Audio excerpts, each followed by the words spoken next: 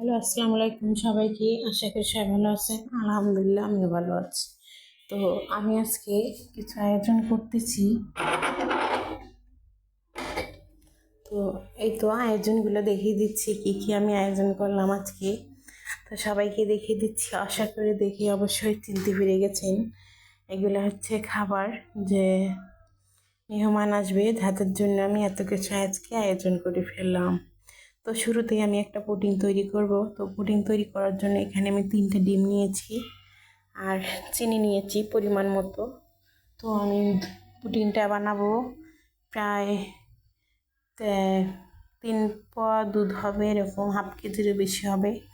তার জন্য আমি 3টাই ডিম নিয়েছি। নেওয়ার পরে তো এই তো দুধ আমি জাল করে, দেখুন সর কত ঘন হয়েছিল।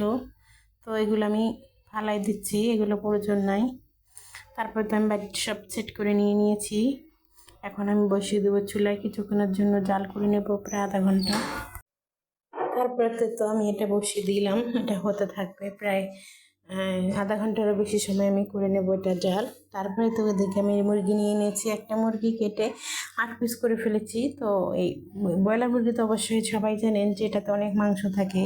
তো একটা 4টা করলে অবশ্যই খেতে পারে না, এর জন্য 8টা করলে মোটামুটি খাওয়ার মতো হয়। তারপরে দিদিকে আমি পেঁয়াজ নিয়ে নিয়েছি, নেওয়ার পরে এখানে আদা রসুন বাটা দিয়ে দিয়েছি, সঙ্গে কাঁচামরিচও বাটা ছিল।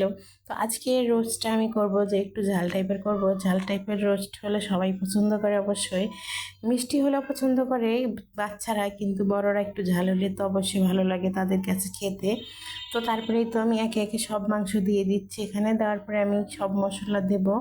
তো কি কি মশলা আমি দেব সবটুকু আপনাদের সঙ্গে শেয়ার করব, আপনারা অবশ্যই দেখবেন, দেখলে অবশ্যই বুঝতে পারবেন। তো এই তো আমি কিন্তু রোস্টের একটা মশলা নিয়ে নিয়েছি, রাঁধুনি রোস্টের মশলা। তো ওইটা আমি পুরোটা একটা বাটির ভিতরে নিয়ে একটু পানি দিয়ে সুন্দর করে লিকুইড করে নেব। করার পরে আমি এটাই দিয়ে দেব আজকে রোস্টে। তো আজকে কিন্তু আমি কোনো বাদাম বাটা দিচ্ছি না, বাদাম বাটা ছাড়াই আজকে রোস্টটা আমি রেডি করে ফেলবো। তো এই তো ঢেলে নেওয়ার পরে এখানে আমি একটু পানি দিয়ে দেব, কিন্তু পানি দিয়েই তো এখন আমি লিকুইড করে নিচ্ছি। লিকুইড করার পরে আমি এটাই রোস্টে ঢেলে দেব। তো আমি কি কি করতেছি, কি কি দিতেছি অবশ্যই কিন্তু আপনারা পুরোটা দেখবেন। পুরোটা না দেখলে কিন্তু স্কিপ করে যাবেন, আর গেলে কিন্তু পুরোটা না দেখতে পারলে কিন্তু আমার বলবেন না যে কি কি দিল কি কি না দিল। এগুলা আপনার ঘরে থাকা সব মশলা দিয়েই কিন্তু তৈরি করা যায়। সব সময় যে বাজার থেকে সব কিছু কিনে রোস্ট তৈরি করতে হবে এর কোনো মানে নেই। ঘরের কিছু কিছু জিনিস দিয়েও কিন্তু রোস্ট তৈরি করা যায়। যারা নতুন রাঁধুনি তাদের জন্য আর কি এই ভিডিওটা আমার খুবই কাজে লাগতে পারে। তো আমি কিন্তু এভাবেই করতেছি যে আপনারা যেন দিকে সবার একটু হলেও অভিজ্ঞতা হয় যে রোস্টটা কীভাবে তৈরি করা যায়। অনেকে কিন্তু এখনও রোস্ট তৈরি করার সিস্টেমটা বোঝে না, যার জন্য আমি বললাম। তো এই তো দেখুন, এগুলো কিন্তু ঘরে সবার মশলা থাকে, এগুলো দিয়ে সবাই তৈরি করে ফেলতে পারে। তারপরে তো হয়ে গেল আমার সব কিছু দেওয়া, কিন্তু এখানে আমি লবণ দিইনি, এখন লবণটা দিয়ে দেব। তারপরে এখন আমি সুন্দর করে নেড়ে আবারও ঢেকে দেব, কিন্তু এখানে কিন্তু আমি কোনো পর্যায়ে পানি ব্যবহার করতেছি না, পানি ছাড়াই আজকে এটা আমি মুরগির যে পানি বার হবে ওটা দিয়ে এটা সিদ্ধ করে ফেলবো। সিদ্ধ করার পরে কিন্তু এখানে আমি দুধ দিয়ে দেব, দুধ দিয়ে আজকে রোস্টটা করে ফেলবো।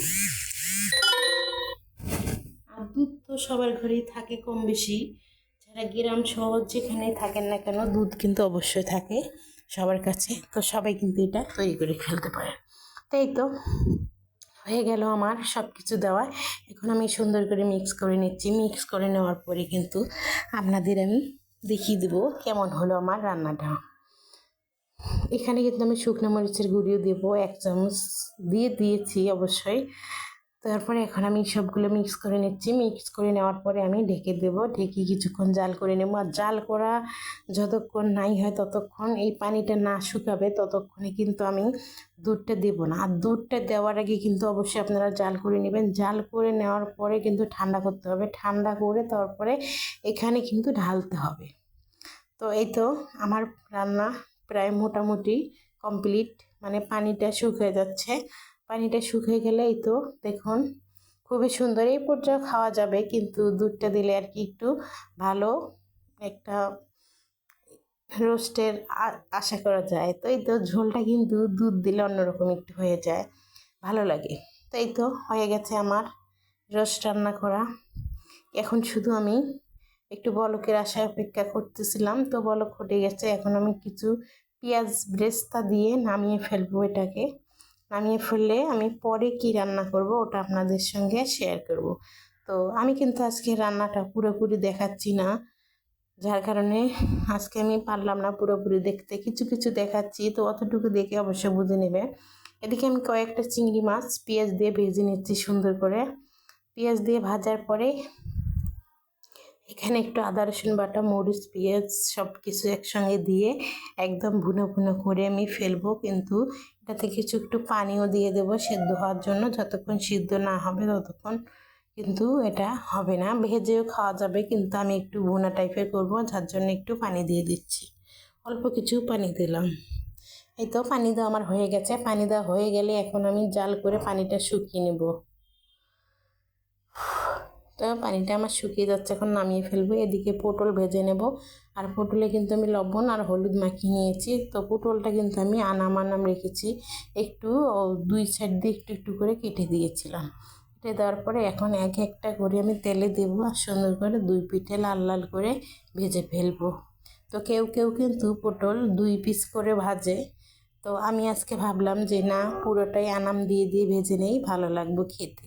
তো লাল করে কিন্তু আমি পুরোটা ভেজে ফেলবো। তার পরবর্তীতে আমি এখন পোলাওয়ের জন্য রেডি করতেছি মশলা। এটা হচ্ছে পোলাওয়ের জন্য। তো এদিকে কিন্তু আমি পেঁয়াজ দিয়ে দিয়েছিলাম ভাজার জন্য তেল দিয়ে।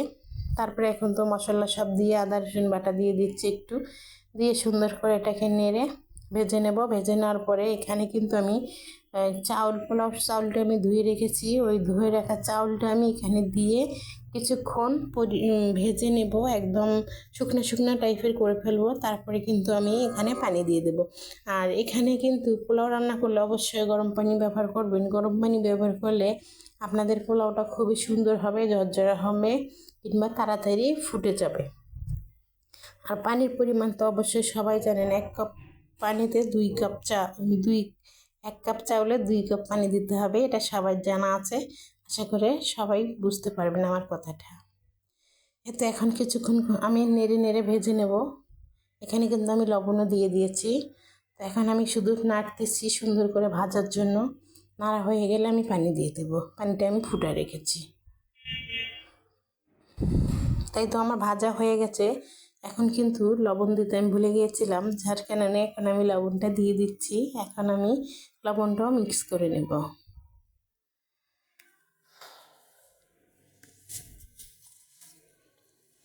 তাই তো আমার হয়ে গেল, দেখলাম সব দিকে ভাজা হয়ে গেছে। এবার পানি দিয়ে দিচ্ছি পরিমাণ মতো।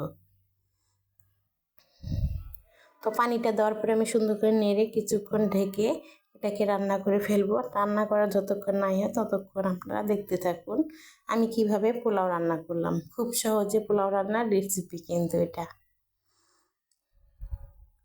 অবশ্যই সবাই পারে কম বেশি। তো আমার রান্না কিন্তু হয়ে গেছে।